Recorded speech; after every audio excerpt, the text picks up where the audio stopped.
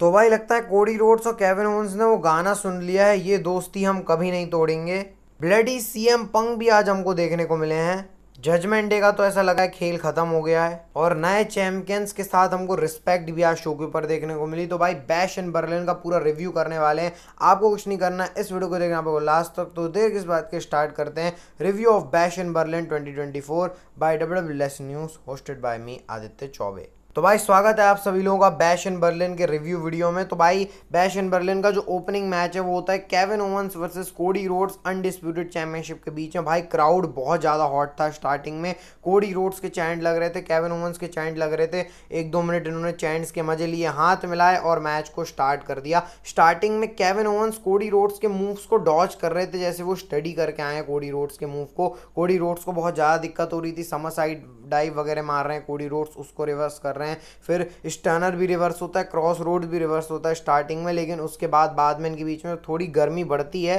तो फिर कोडी रोड समरसाइड डाइव मार के वो जो मोमेंटम है उसको वापस ले लेते हैं। इसके बाद भाई जो केविन ओवंस का स्लॉन्टॉन बॉम्ब है जो वो वहां से मारते हैं, वो हमको देखने को मिलता है। स्टार्टिंग में ही क्रॉस रोड्स हमको देखने को मिल जाता है जिसके ऊपर केविन ओवंस ने किक आउट किया था। तो कोडी रोड्स भी समझ गए थे भाई कि ये बैटल उतनी आसान नहीं होने वाली। स्टर्नर पड़ता है कोडी रोड्स को, फिर भी क्या कोडी रोड्स ने किक आउट किया। उसके बाद कोडी केविन ओवंस के बीच में फाइट बढ़ती जा रही है। कोडी कटर केविन ओवंस अपने मूव्स लगा रहे हैं, उसके बाद कोई हार मानने कोई तैयार नहीं है जिस तरीके से भाई। और फिर उसके बाद कॉम्बोज लगते हैं, पंचेस, हेडबट्स, सुपर किक्स के। तो भाई ये कॉम्बोज बहुत ज़बरदस्त लगाए इन दोनों ने भाई एक दूसरे को। उसके बाद कोडी रोड्स का आपको पता ही है स्मैकडाउन के ऊपर जो पैर जो उनकी नी है वो केविन ओवंस ने बताई थी वो ठीक नहीं है, तो वही हमको देखने को मिलता है। केविन ओवंस ने नी के ऊपर अटैक नहीं किया कोडी रोड्स के, लेकिन नीचे कोडी रोड्स केविन ओवंस को मारते हैं। तो केविन ओवंस कोडी रोड्स के नी में हाथ मार देते हैं भाई। और फिर उसके बाद जो आपको पता है केविन ओवंस ने बहुत सारे करियर यहाँ से जो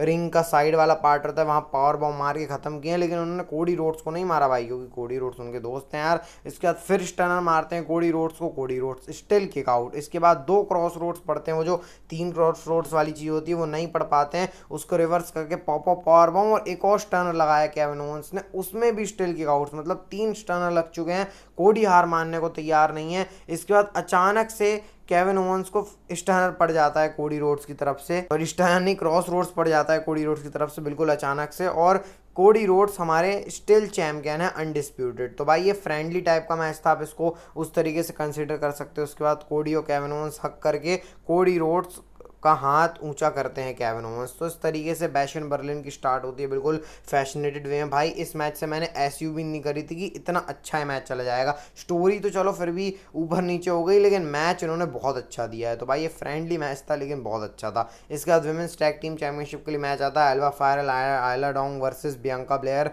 एंड जेड कारगिल के बीच में। सबसे पहले तो बियंका ब्लेयर के खिलाफ भाई सब पहले अपना हील टैक्टिक्स यूज़ करते हैं। तो स्टार्टिंग में जेड कारगिल सब ब्रॉल करने आते हैं, लेकिन इसके बाद फिर बियंका ब्लेयर के सामने हैंडीकैप मैच सा हो जाता है, क्योंकि जेड कारगिल तो बेई फेस सुपरस्टार है, वो चीटिंग करेंगी नहीं। एल्बा फायर आयला डोंग हील टैक्टिक्स का यूज़ करके बियंका ब्लेयर को परेशान करते हैं भाई। जो कैमरा एंगल था कि अचानक से आ गया एल्बा फायर ने समर साइड डाइव लगा दी जेड कारगिल को, वो बहुत अच्छा था। उसके बाद जो मार रहे हैं बियंका ब्लेयर को, मतलब आप बोल सकते हो कि आधे मैच में तो बियंका ब्लेयर से पिटी हैं एल्बा फायर आयला डोंग के जो उनके टैग टीम मूव से, लेकिन उसके बाद जब जेड कारगिल को हॉट टैग मिलता है तो फिर मामला पूरा ही चेंज हो गया भाई। एल्बा फायर आयला डोंग को बहुत मारा जेड कारगिल ने, पावर स्लैम भाई, बिल्कुल एक सुपर विमेन जैसी फील आई जेड कारगिल को देख के। और उसके बाद तो फिर काम खराब होना ही था।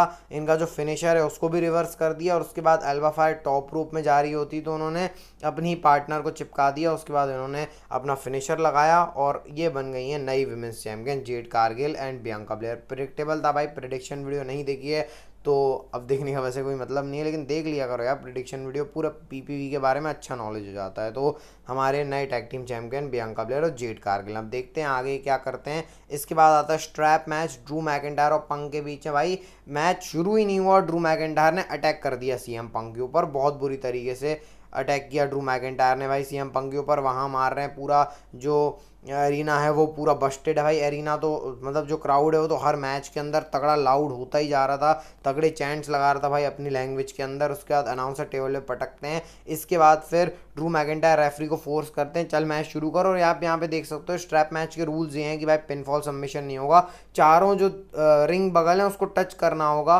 तो जो रेड लाइट है वो ड्रू मैकिंटायर की है और ग्रीन लाइट सीएम पंक की है। तो इस तरीके के रूल है भाई स्ट्रैप मैच के। बस मारा पिटाई शुरू हो गई भाई ड्रू मैकिंटायर की। और स्ट्रैप का जिस तरीके से दोनों ने यूज़ किया है भाई, बहुत मारा एक दूसरे को। इसके बाद जिस तरीके से कभी सीएम पंक बाहर जा रहे हैं तो ड्रू मैकिंटायर उनको स्ट्रैप से ला रहे हैं, कभी ड्रू मैकिंटायर जा रहे हैं तो सीएम पंक उनको ला रहे हैं। ड्रू मैकिंटायर मजे मजे ले लेके सीएम पंक को मार रहे हैं। इसके बाद सीएम पंक भाई नहीं छू रहे हैं क्योंकि उनको मारना है ड्रू मैकिंटायर को, मतलब बगल नहीं छू रहे हैं, क्योंकि रोप्स छूएंगे तो फिर वो 4 बार अगर 1 मिनट के अंदर छू लिया तो फिर जीत जाएंगे वो। तो भाई पहले मार तो ले ड्रू मैकिंटायर को। उसके बाद भाई स्ट्रैप से पड़ रही है भाई, कैसे कैसे यूज़ कर करके मारा है उन्होंने, मतलब ये बोल सकते हैं आप समर स्लैम का भी पार्ट 2 आप इसको मान सकते हो। फिर वो जो डीडीटी मारते हैं ड्रू मैकिंटायर जिससे सीएम पंक का उन्होंने इंजरी की थी, उसको भी रिवर्स किया। उसके बाद भाई सीएम पंक जिस तरीके से ड्रू मैकिंटायर को चॉप्स मार रहे हैं, चॉप्स पड़ रहे हैं एक दूसरे के ऊपर, चेयर से शॉट्स पड़ रहे हैं, मतलब पूरे तरीके से भसड़ थी इस मैच के अंदर। मतलब ब्रुटैलिटी वाला जो मैच था ना आप उसको ऐसे बोल सकते हो भाई। उसके बाद इसके अंदर ड्रू मैकिंटायर ने ग्लेमोर मारी, टेबल्स तोड़ दिया सीएम पंक के ऊपर। ड्रू मैकिंटायर चारों में जा रहे होते हैं लेकिन वो जाए नहीं दिया सीएम पंक। ड्रू मैकिंटायर की जो गोदी में चढ़े चढ़े तीनों में लगा दिए। फिर ड्रू मैकिंटायर देखे अरे भाई ये तो दिक्कत हो जाएगी। इसके बाद फिर ग्लेमोर पड़ती है सीएम पंक को, सीएम पंक शॉर्प शूटर लगाते हैं, खून निकल गया सीएम पंक का भाई। शार्प शूटर में फंसाया रखा उन्होंने ड्रू मैकिंटायर को, ड्रू मैकिंटायर ने टैप आउट कर दिया। तड़प रहे थे मैकिंटायर और सीएम पंक कुछ थे। फिर ब्रेसलेट भी आता है वो जो सीएम पंक वाला रहता है, उसको भाई किस करके ड्रू मैकिंटायर अपना ग्लेमोर लगाते हैं सीएम पंक को। लेकिन उसके बाद सीएम पंक उस पर भी सर्वाइव कर जाते हैं क्योंकि ड्रू मैकिंटायर सिर्फ 3 ही बगल को टच कर पाते हैं। लेकिन उसके बाद सीएम पंक को भाई उनका ब्रेसलेट चाहिए तो उन्होंने ब्रेसलेट निकाला और 4 से 5 अपना जीएसटी लगाया। एक बार टच करके जा रहे हैं अपना फिनिशर जीएसटी लगा रहे हैं, फिर एक बगल टच कर रहे हैं जीएसटी लगा रहे हैं और सीएम पंक मैच को जीत गए हैं। तो भाई 10 साढ़े 10 साल बाद डब्ल्यूडब्ल्यूई के अंदर टेलीवाइज्ड मैच जीत लिया है सीएम पंक ने। तो भाई बहुत अच्छा मैच था,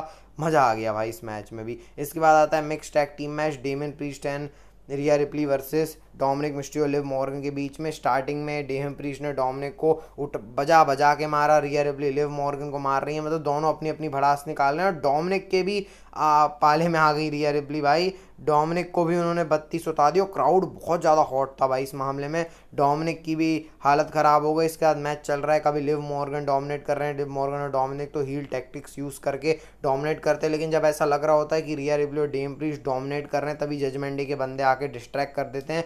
डोमिनिक फिनिशर ठोकते हैं, सिग्नेचर लगाते हैं, लेकिन उससे कुछ होता नहीं है। इसके बाद जो बाहर है वहाँ पर भी भसड़ चल रही होती है तो डेम प्रीस्ट सबको सुपर किक लगा देते हैं भाई और बैलर को मारने जा रहे होते हैं, तभी डोमिनिक आके वहाँ बचा लेते हैं। लेकिन इसका फ़ायदा तो लिव मॉर्गन की बजाय रिया रिप्ली ने उठा लिया, लगा दिया लिव मॉर्गन को उन्होंने अपना फिनिशर और टेरर ट्विंस जीत गई है मैच को। तो यहाँ से जजमेंट डे को लॉस मिलनी थी, तो इससे स्टोरी जो है इनकी कंटिन्यू होने वाली, ये भी अच्छा चीज़ था भाई। फिर हम लोग आते हैं शो के मेन इवेंट में, रैंडी ऑर्टन वर्सेस गुंतर, जिसमें लुडविग काइजर इंट्रोड्यूस करते हैं भाई गुंतर को बिल्कुल शाही तरीके से। मैच स्टार्ट होता है भाई, पहले तो 2-3 मिनट मैच चला ही नहीं, क्राउड इतना तगड़ा पॉप कर रहा था गुंथर और रैंडी ऑर्टन को भाई, गाने गा रहा था। और जो कवर भी हो रहे थे ना 1 2 3 पूरे बैश एंड बर्लिन में, तो उनकी जर्मन लैंग्वेज के अंदर वो कर रहे थे, मतलब पूरा ही मामला हॉट था, वेव चला रहे थे। मतलब भाई ऐसा लग रहा था ना मैं टीवी में बैठ के देख रहा था, मेरे को लग रहा था मैं वहीं हूँ बर्लिन में जहाँ पे मैच चल रहा है। इसके बाद स्लो पेस पे ये भी मैच स्टार्ट होता है, रैंडी ऑर्टन डोमिनेट करते हैं, कभी गुंथर डोमिनेट करते हैं इस मैच को। रैंडी ऑर्टन गुंथर के दोनों हाथों को टारगेट कर रहे थे ताकि भाई गुंथर चॉप ना लगा पाएँ। उसके बाद उन्होंने वो जो अपना लगाते हैं पावर बॉम्ब टाइप का, 4 बार लगाया गुंथर को। उसके बाद गुंथर भी अपना ट्राई कर रहे हैं रैंडी ऑर्टन को चॉप लगाने का, जैसे वो लगा पा रहे हैं। उसके बाद फिर जो चॉप्स और क्लोज लाइंस की झड़ी हमको देखने को मिलती है, सुपर प्लेक्स हमको इस मैच में देखने को मिलता है भाई। पूरे दोनों मतलब पूरी जान लगा के लड़ रहे थे इस मैच के अंदर। विंटेज ऑर्टन आरकेओ भी देखने को मिला, उस पर किकआउट किया गुंथर ने, रिवर्स भी किया आरकेओ, जर्मन सुप्लेक्स हमने देखा।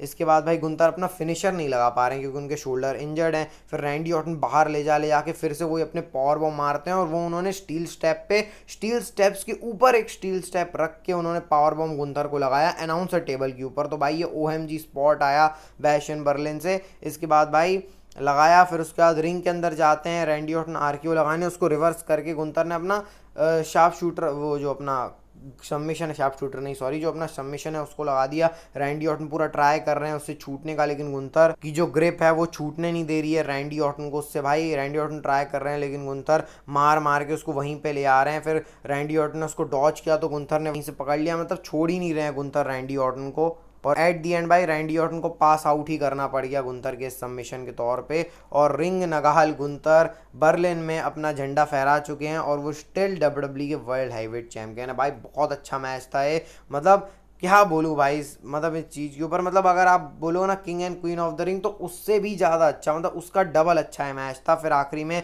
रैंडी ऑर्टन और गुंथर हैंड शेक करते हैं और ये रिस्पेक्ट हमको देखने को मिलती है। फिर गुंथर स्टैंड टॉल करते हैं, काइजर के साथ हमको मूवमेंट देखने को मिलता है और बैश इन बर्लिन ख़त्म होता है गुंथर के मार से। तो ऐसे बैश इन बर्लिन ख़त्म हुआ भाई, बहुत ही बढ़िया शो था बैश इन बर्लिन का। अगर मैं इसको बोलूँ, मतलब कोडी रोड्स केविन ओवेंस का मैच जैसी एक्सपेक्टेशन नहीं थी उससे अच्छा गया। उसके बाद अगर हम लोग दूसरे मैच की तरफ आए भाई, जो बियंका ब्लेयर वाला मैच था वो भी ठीक ठाक सा ही मैच गया भाई। उसके बाद स्ट्रैप मैच, जो ब्रुटैलिटी हमको चाहिए थी वो मिली। फिर जो एंटरटेनमेंट हम एक्सपेक्ट कर रहे थे वो मिक्स टैग टीम मैच से वो भी मिला। और जो आखिरी में टॉप नॉच रेसलिंग की क्वालिटी है वो भी मिली भाई पूरे बैश इन बर्लिन के शो से। तो भाई मैंने बहुत ज़्यादा एंजॉय किया इस शो को, मतलब जैसे बिल्ड किया गया था, मतलब जितनी एक्सपेक्टेशन थी उतना और उससे ज़्यादा ही डिलीवर किया है इस शो ने। तो भाई आप बताना आपको कैसी लगी रिव्यू वीडियो, और अच्छी लगी तो भाई लाइक सब्सक्राइब कर देना। सीएम पंग भी आज 10.5 साल बाद जीते हो भाई, 2 बजे वीडियो रिकॉर्ड हो रही है, तो भाई कर दो यार सपोर्ट। आपका सपोर्ट ही बस बहुत है भाई मेरे लिए। बाकी हम लोग मिलते हैं